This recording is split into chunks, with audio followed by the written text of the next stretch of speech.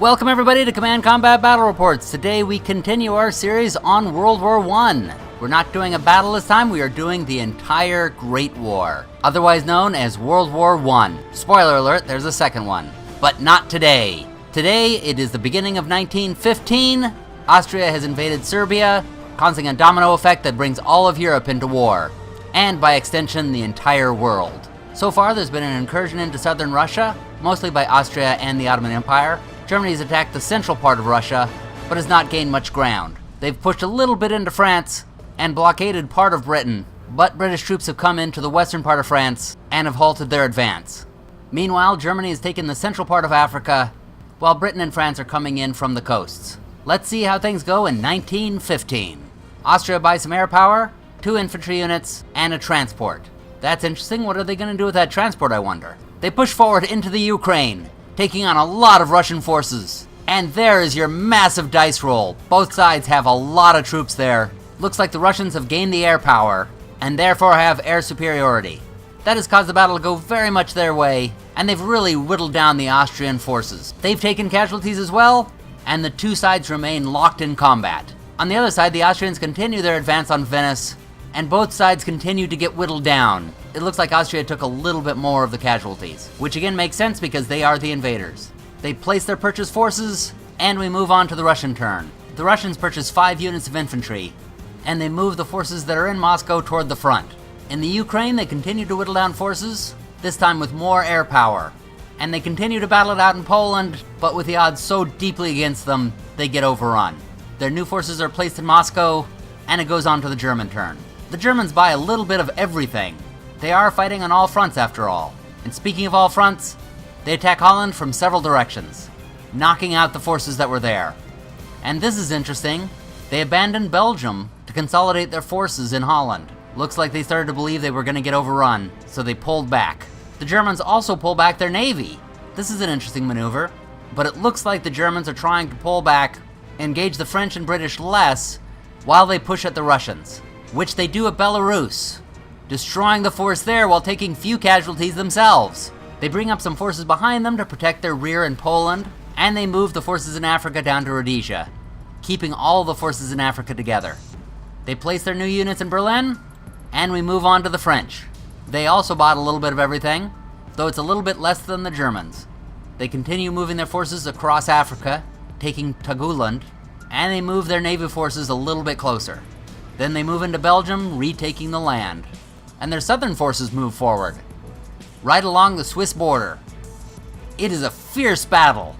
Both sides take heavy losses, but the French have more, whittling down the German forces, and they remain locked in combat. They fill in forces behind the front, and bring out their reinforcements in Paris. It's on to the British, who buy some air and sea units. In Africa, they move up to Angola, and into the Belgian Congo, cutting off the Germans. And they move up to reinforce Belgium, bringing in forces both by land and by sea, since the Germans have pulled back their navy. Speaking of the navy, the British Mediterranean fleet now moves into the Mediterranean, ready to take on enemy forces. Their new reinforcements are placed in London, and we move on to the Ottomans, who have bought some infantry, a unit of artillery, and some air.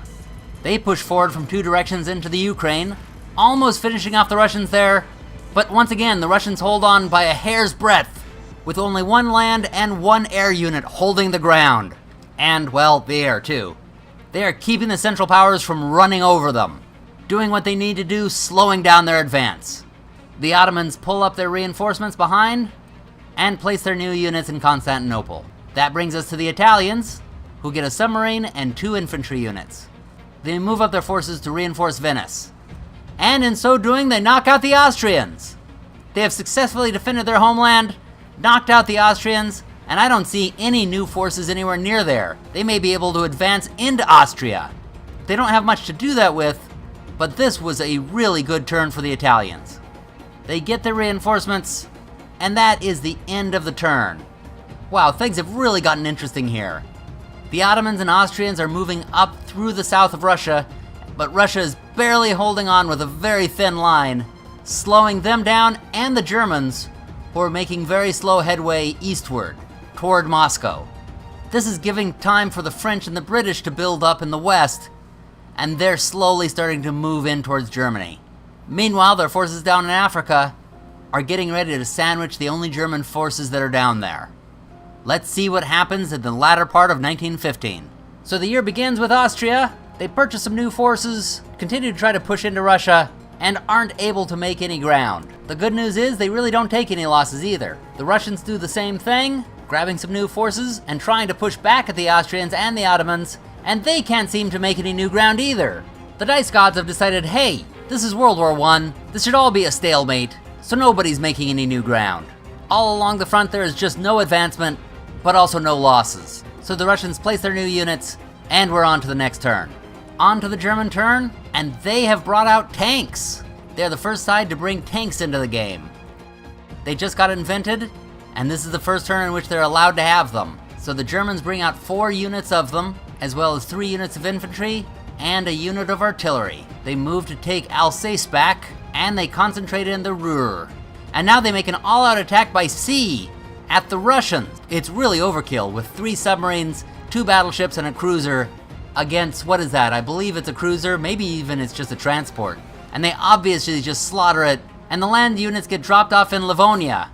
The Russians, not expecting an attack from that direction, didn't have many forces there, and they just get slaughtered. The Germans are now close to Moscow. That was a huge move on their part. They also moved down into Ukraine. Even though the Austrians and the Ottomans are down there, the Germans just want to finish them off. And they do, taking the land that others fought so hard over for themselves, but freeing up their allies to be able to move further into Russia. Down in Africa, the German forces hop onto one of the British forces that was surrounding them. But no damage is done, wasting valuable time for them. And both sides dig in under the hot sun. The new forces are placed down in Berlin, and we move on to the French. The French continue their advance in the south into Munich, destroying the German forces there, and pushing further into Germany.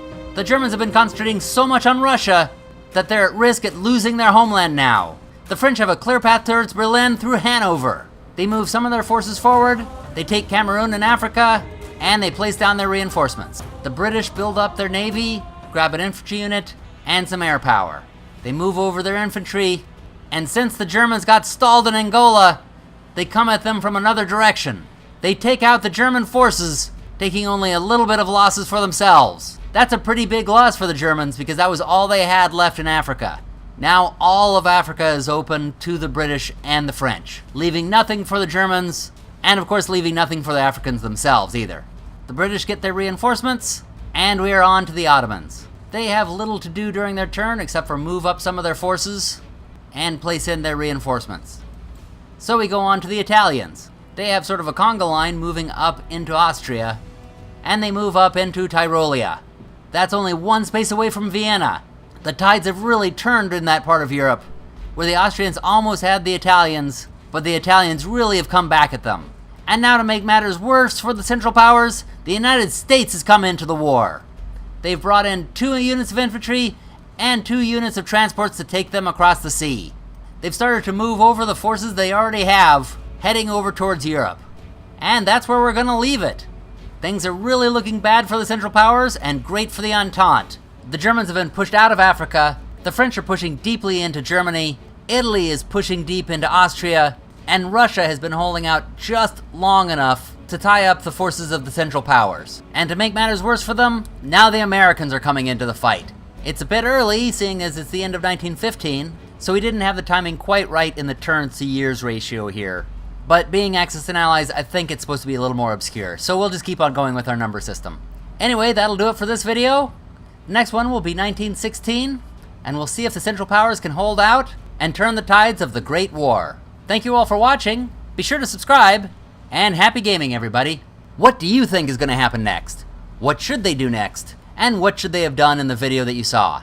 Comment your opinions below. Also support us on Patreon because beer ain't cheap. Subscribe below, thumb us and ring our bell, and find us on all our social media. See you next time!